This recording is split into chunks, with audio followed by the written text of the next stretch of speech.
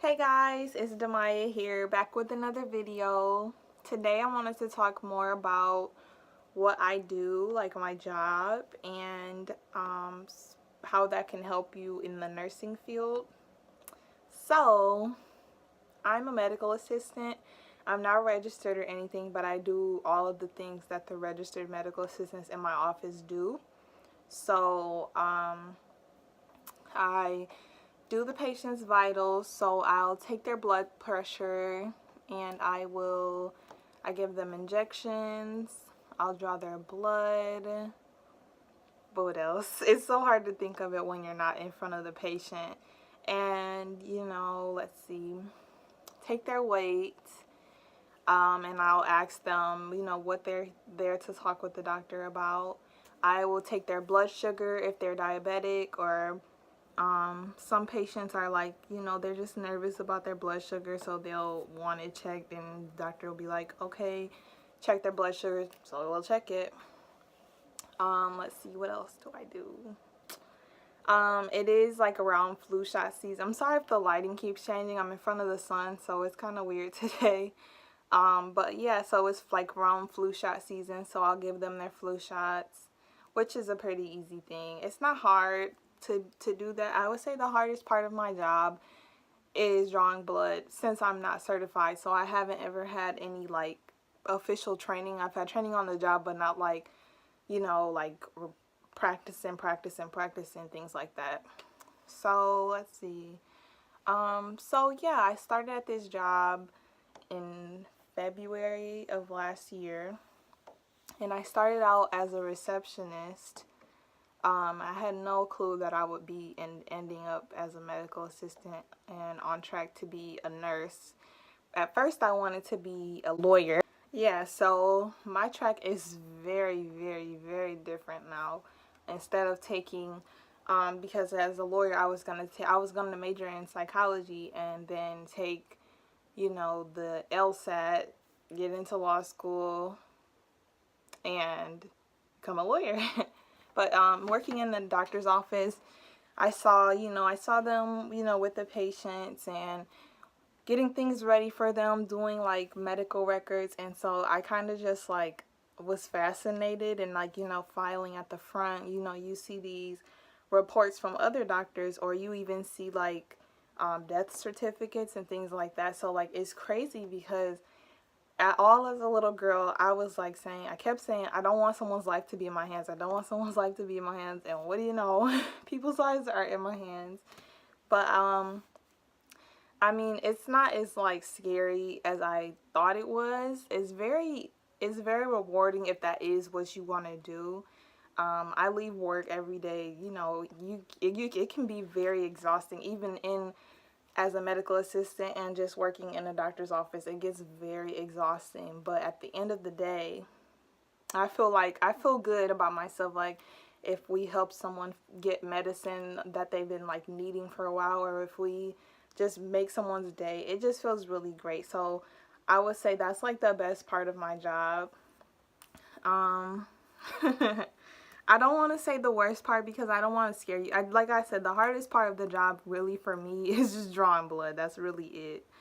But let's see. And I'm not certified, so if you guys are medical assistants and you're like, you're not supposed to be doing that, I'm just doing what they told me to do, what they taught me to do. I know some things aren't done, some things are done differently in the hospital opposed to a doctor's office or different doctor's offices. I know this. Don't get mad at me, get mad at my boss. But yeah, so before I became a medical assistant, I was a medical receptionist. And being a medical receptionist does kind of help you in the back of the office as well, with the doctor and everything, because you interact with these people on a different kind of level. You have to, take their money. You take their money, like when they owe the office, or they might be having like a horrible day and they just can't wait to get in the back, but no one's calling them back, so they'll talk to you and you have to listen to them. Or if you answer a phone call and you're literally just scheduling them or rescheduling them, if they're having a bad day, you have to listen to them. And because you're all they have sometimes. Like, no, some of these people have no family. Some of these people have no children. They just have no one. So we're the closest thing that they get to interacting or hanging out or things like that. So you do have to be very open and willing to, like, you know, interact with these people, because you can learn a lot from them, because some of our patients are like 97 or 100 even. So you can learn a lot from these people, and they have some very interesting stories to tell, believe me. So I'll tell you a little bit more about just how a day goes. Of course I can't film at work because, you know, HIPAA, but I'll just like kind of walk you through how the day goes in my office that I work at. So, you know, I get to work at 8:30 in the morning. We open at we you know, the patients start coming around 8:45. We schedule the first patient at 9. Let's see. And so, we'll get their chart, I like to look at, you know, what's going on with them, their medications, and I like to see, like, if they're diabetic, I like to look at if they're diabetic. What else? I like to look and see if they have high blood pressure, because if I'm taking their blood pressure and it's like crazy high and they're not hypertensive, that's scary, and I need to like note that for the doctor. So I like to look at those things just so I kind of know what's going on, because some of those patients haven't been in years, and I've barely worked there a year, so I might not know them. Some patients I already know, like, what their problems are, so I won't have to do that every time. But for the patients that I don't know, I do like to look at them before I pull them back. So I call them into a room, you know, I take their weight, take their blood pressure, let's see, if they're complaining of like a cold or anything, I'll take their temperature. We have like one of those like temple readers, so you just put it on their temple and like rub it, and you'll see the temperature will come up. Usually they don't have a fever, but we just have to do it just to be safe. Let's see what else. And so like we have a area for like their chief complaint. So usually that's like what is going on with the patient, like why are they here. A lot of them, they just want refills, so you'll just like ask them, you know, do you need any refills? If they tell me that they need refills, I'll ask them like, okay, so are the medicines going okay for you? Have you been having any other problems? And when you ask those kind of questions, it kind of fuels them to remember, like, oh wait, I was having this pain, I was having this headache. So it kind of like helps them remember what's going on, because like if you're like me, I don't write down my problems. Like I should when I go to the doctor, but I don't, because I feel like I'll remember. But then of course when you get there, you don't. So it's normal. But when you get those questions asked, it kind of helps fuel their memory, and they're like, oh yeah, I was having this, yeah, I want to talk to them about this. So it kind of helps. And so let's see.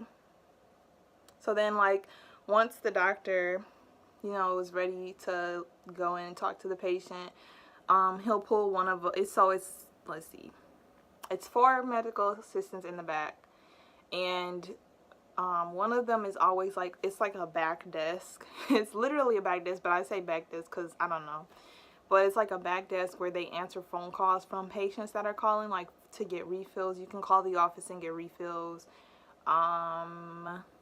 If like a hospice or a home care place is calling, they'll fax over things like that for them. If like a hospital is calling, and they can answer it and not the doctor. So yeah, things like that. It's really like I won't say easy, because like if you're not a fast learner, if this stuff is weird to you, if blood and gore grosses you out, this isn't the job for you, because you will see a lot of blood. Sometimes people come in bleeding from God knows what. They might have fallen, or they might come from the hospital and they have stitches that are bleeding or anything. You never know, like, and that's what I like about the job. You really never know what will happen. You'll never know what you're gonna get, and that's the excitement of the job. We have a lot of down, slow days, but that's fine too. But I just really really the majority of what I love is just helping the patients, making them feel good. You know, it's the best feeling when you're back with a patient and they know I'm young, like they know I'm still in school, and they'll say, you're gonna be a great nurse. Like that really like fuels me, like, okay, I have to like make this person proud even if they don't remember me. It's a really great feeling. And so once you do get past that stage to being a nurse, it will pay off, and then you'll be like, okay, I need to make this person proud. I need to be that great nurse like they said. And so that's really what fuels me. Like, I am such a go-getter, such a hard worker. Like, I like literally want to always be the best. So being the best nurse is like really my goal in the end, like through this long stretch of school. That's literally my goal. So yeah, being a medical assistant has really shown me like that, yeah, I do want to be a nurse. Even if it's not the same types of things, I know it's like along the lines of, taking care of the patients alongside the doctor. So that's really what I love about it. So yeah, I mean, I've taken like some classes at school. I'm not in the nursing program yet. I apply fall 2019, yeah, fall 2019 for winter 2020 admission.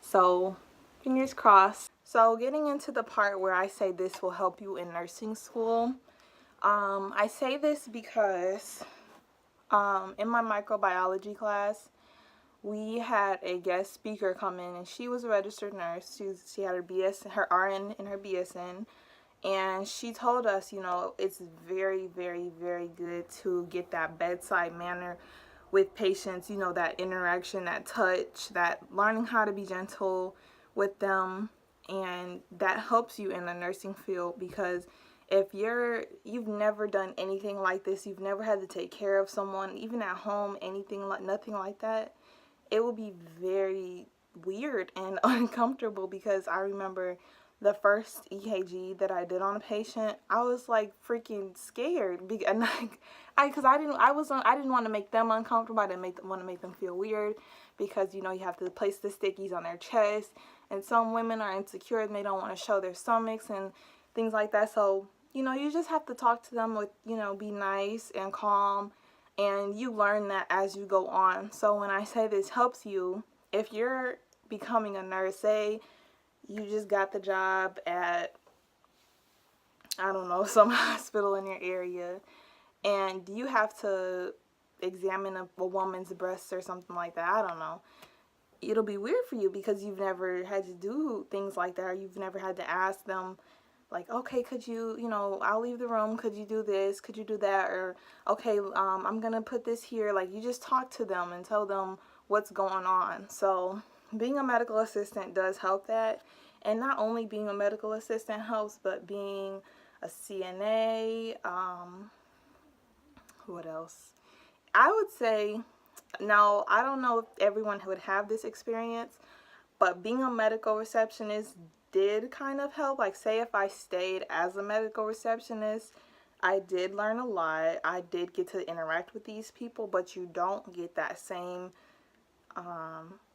these people are in my care kind of feeling. You don't get that. So, I mean, it could help, but not to the extent where you're really in their face. You're really taking care of these people.